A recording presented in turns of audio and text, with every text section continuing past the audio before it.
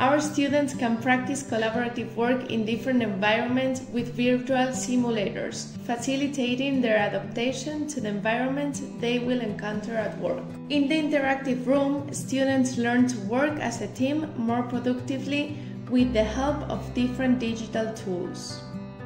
In our school's 3D printing lab, students learn to design three-dimensional models, operate 3D printers, and realize their ideas into tangible objects. We have digitalized our mechanical workshop to measure key indicators such as energy and waste.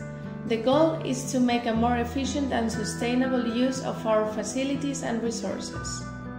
Our collaborative robots laboratory trains our students in this technology. Its gradual use is integrated into local companies, preparing our students for the labor market. In the Digital Transformation Lab, students explored key technologies for smart cities and industries, such as cybersecurity, big data, and artificial intelligence.